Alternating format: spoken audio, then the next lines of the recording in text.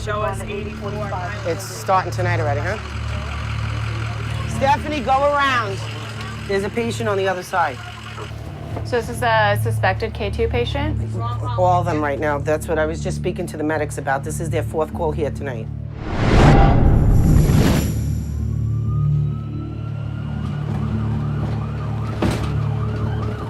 We're out with the Glen Oaks Volunteer Ambulance crew in Queens, New York. They're responding to an emergency call for a bad reaction to K2, a drug made in a lab to mimic the effects of marijuana. Can you look at me? Open your eyes. Look at me. What did you do tonight?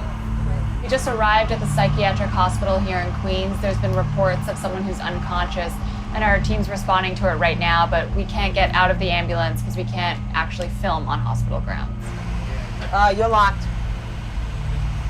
You got it? What'd you smoke tonight? 3 bags of what? Did you smoke K2 tonight? Yeah? So what's going on? How you feeling right now? Open your eyes. Do you know where you are right now? No, you don't. Okay. What's your biggest concern right now with him? To make sure he maintains his airway, Yeah. that his breathing's okay. The sense that I'm getting is he's blowing out more than when we got there. Yeah. In and out of consciousness? Yeah. He probably knows where he is, but he can't answer me. Right.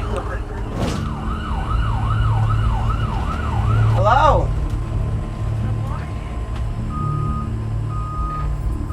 You got it? Just make sure that I'm good. Okay, you're good. You're good. Lock it.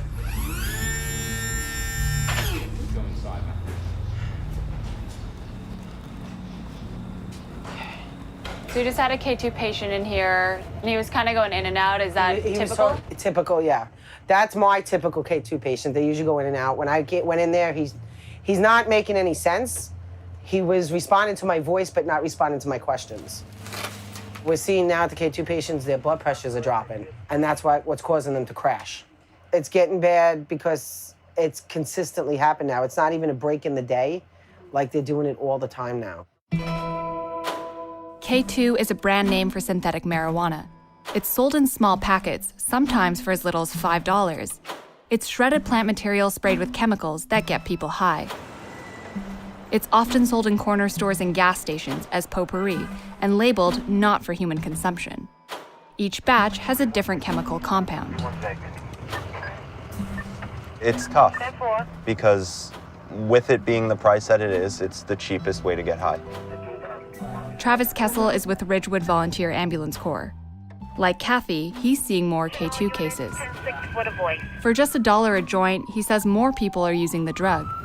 The majority of his K2 calls are here in Brooklyn. So who's coming here to buy things like K2 and spice? It's almost entirely the homeless people. It's a socioeconomic issue. It's a poor drug right now. It's cheap. It's able to be replicated. It's sold openly in stores like bodegas, and it's just playing off of the homeless population. It's killing them. It absolutely is. Every patient is a different story because every batch of K2 is a different story. Travis points out what he says is a K2 deal. So I asked the buyer if he can show me how easy it is to get some. Can I ask you how tough it is to get spice? How tough it is? Yeah, like can I just get it anywhere? You need some? Yeah. No, right now? Okay. Wait right here, wait right here. Okay. He buys K2 here regularly, but says when the shopkeepers saw me with him, they wouldn't sell it to us. Looks like no one has any right now. Nobody. So there's no question we're in the right place. We just found this empty bag of K2 right here. It's called Smacked and it's labeled potpourri. But what we learned is that it all comes down to trust. Unless the guys in the deli actually know you, there's no way they're going to sell it to you. But once you build up that level of trust, you can get as much K2 as you need. In between calls, Travis and his team hang out across the street from a store known to sell K2. They say it's inevitable they'll get another call from this block and can't do anything to stop it. That's because K2 exists in a legal gray area.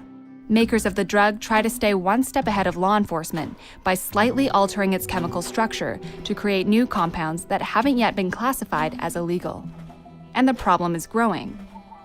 U.S. poison control centers received more than 6,000 K2 calls in the first 9 months of 2015. That's almost double the total calls for 2014. And a quarter of those calls are coming from New York, where K2, worth $30 million on the street, was seized in September. You just can't say, oh, this guy's smoking K2 and he's flipping and he's doing that when there's so much other stuff that's on that person's plate, you know? Evelyn Milan works at Vocal New York, a group that works with drug users. She says there's too much focus on arresting K2 sellers instead of understanding why users are smoking it in the first place. What do you see as kind of the future of K2 or synthetic drug use? I mean, how can you really stop something like that? We could never stop things like this from happening. The bottom line is that this society is never going to be a drug-free society, whether it's synthetic or not.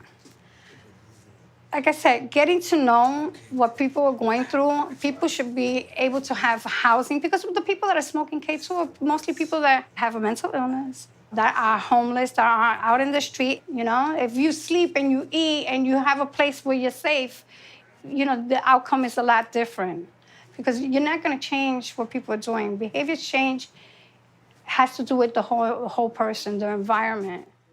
At Vocal New York, we also meet Alan, who tried K2 himself and says he's one of many. When I first tried it, I didn't like it because I knew what it was doing to me. I collapsed twice on the floor because of it. And when I found out it was that and it was doing all that to me, I had to tell myself, I gotta stop. I can't do this. Do you think that there's a safe way to do K2, or is the drug itself just too dangerous? It's too dangerous. Back in Queens, Kathy and her team get another call from the same psychiatric hospital. There's another suspected K2 case.